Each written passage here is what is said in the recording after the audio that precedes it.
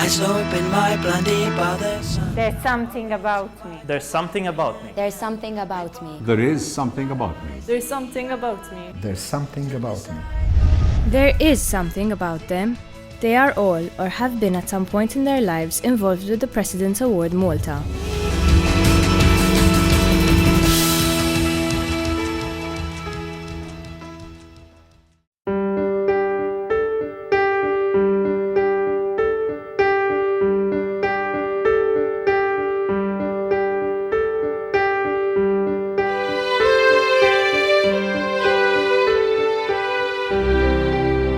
The President's Award is the local body for the Duke of Edinburgh's International Award.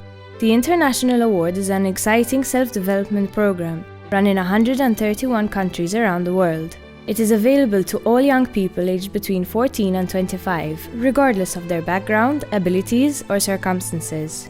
Over 7 million young people worldwide have taken up the award challenge. President's Award was a very positive experience. I learned a lot about teamwork and perseverance. Throughout the expeditions, my team grew very close as a group and we built up stamina to face the new obstacles that came our way.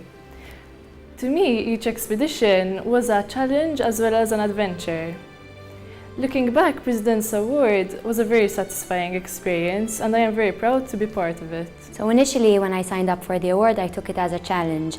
I had no idea exactly what it was going to give me as regards benefits and achievements. So that was basically the reason that encouraged me to do it. The fact that it was a new challenge, that it involved things like sports, that involved talents and expeditions, something which I had never done. I had never been camping in my life. So that's the thing I was looking forward to the most. My final expedition was carried out in Wales with a group of lone members. We all joined as lone members, which means it was not under an organisation such as a school. The biggest challenge was probably carrying out the expedition with people that you do not normally spend so much time with, that you just meet for the final expedition and carry out the expedition with them. It was hard at first getting to know people's characters in such a short time and being able to spend so much time with these people, and we had a lot of ups and downs. However, it was a nice experience which challenged us more than any expedition we had ever done in Malta, with the different weather conditions and the different terrain. However, we had a lot of fun, and at the end, when we finally arrived back at the campsite, it was a big relief that we had managed and succeeded the challenge. The award has been really useful in helping me grow in both my personal and work life. It's given me the skills and the confidence to take a central leadership role and start a career. The international aspect of the award really came out during my expedition in Wales. You really get to see how many people, young people from all over the world, participate in the award, all working towards a common goal, no matter what their culture or background is. The Duke of Edinburgh Award started in the United Kingdom in 1956. In 1961, Lord Hunt, the first director of the Duke of Edinburgh Award, was given the task of exporting it overseas, as many countries within the Commonwealth had shown an interest in running the programme. Malta and Hong Kong were in fact the first two countries outside the United Kingdom to start offering the award to its young people. The governor of Malta at the time was Sir Maurice Dorman, who became the first patron of the award. Colonel Joe Abela was appointed as the first chairman of the award, and he immediately set about constituting the award body in Malta, a task he accomplished within 12 months. Colonel Abela was also the Chief Commissioner for the Maltese Scout movement, and the strong ties established in those first years between the two organizations have endured to this day. I originally got involved because I was a member of the Lyceum group of the Boy Scouts movement. And I had been a member for about 4 or 5 years, and I had progressed through the various grades, the classes within the Scout movement, up to what was then called Queen Scout.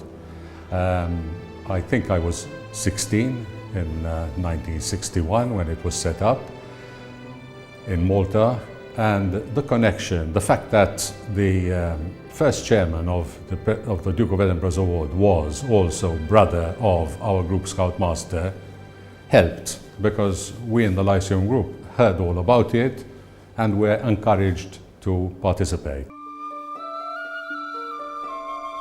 In 1967, the Duke of Edinburgh, His Royal Highness Prince Philip, visited Malta to present the first Gold Awards. 2 years later, Prince Charles, the Prince of Wales, presented the Gold Award to the second group of participants. With two groups of awardees, all still eager to maintain contact, the Gold Award Association was set up in 1969. As one looks 50 years back, because in Malta, I still remember, it was introduced only 2 years later, the scheme had all the skills one would require in life for a leadership position or managerial one.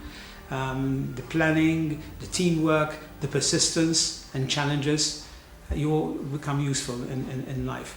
And you could do that at a young age when you can afford to make mistakes. You won't appear in the tabloids the next day. So I do still relish the July of 1967 when I got my own Gold Award in Buckingham Palace.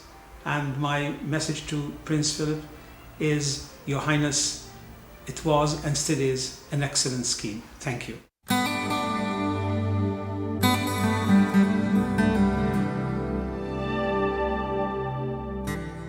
The award went through a number of name changes throughout the years, finally adopting its current identity in 1985. The award is known locally as the President's Award, and as the name implies, the President of Malta is the patron.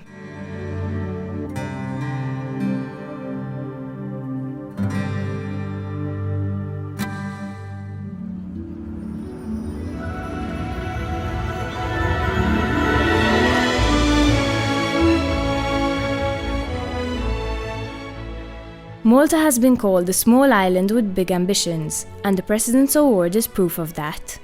Despite being run entirely on a voluntary basis, the local committee has never shied away from any challenges and in fact has been a key player in several firsts on the international scene.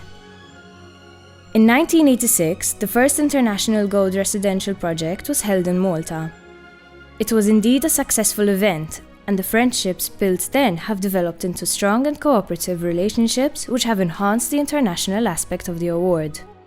10 years later, in 1996, Malta hosted the first European Gold Residential Project, an event which was attended by His Royal Highness Prince Edward.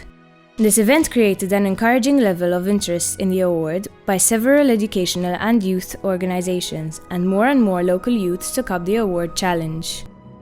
After the appointment of the present chairman of the award, Mr. Charles Cilia, to the International Council in 1997, Malta hosted this very same International Council meeting in 1998.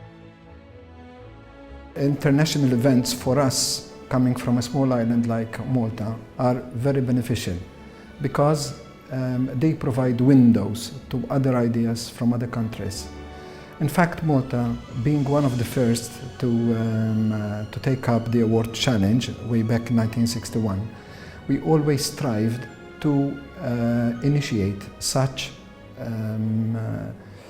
gatherings. In fact, Malta started way back in 1996 with the first residential gathering for countries within the Europe, Mediterranean, and Arab state regions, when we had youngsters, groups of youngsters from the different countries meeting in Malta and working together on a project. This helped us to get ideas of how others see such events. And in fact, at the end of this particular gathering, we also provided guidelines for others who would wish to take up these initiatives. As time progressed, the President's Award embraced a more global approach, organizing various exchanges with other award countries within the EMAS region, and organizing a regional leader training seminar in 2000. 50 years on, the President's Award is more driven than ever, and whilst relishing the achievements of the past, we are further inspired and working on some of the most ambitious projects yet. In 2012, the President's Award will host the International Forum, a triennial meeting of leaders from national award authorities around the world. This is a huge undertaking for a non-profit making organization, and yet we have challenged ourselves to organize the best forum the award has experienced to date. To be able to provide the highest levels of support to award participants, the need for fully dedicated personnel and premises have long been felt, and it is the plan of the committee to acquire premises and a full-time administrator to manage and promote the award to the local youth community. Yes, our future plans may be ambitious, however we are confident that we can get there through our newly launched Friends of the Award Malta programme.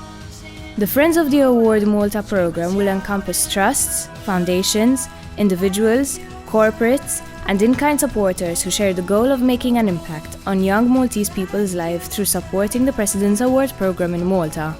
It will give today's successful adults the opportunity to give back to the community and provide Maltese youths with the opportunity to face new experiences, gain confidence, and develop into healthy and active individuals.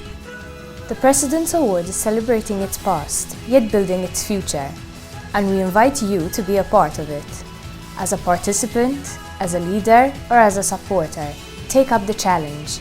After all, we can tell there's something about you too.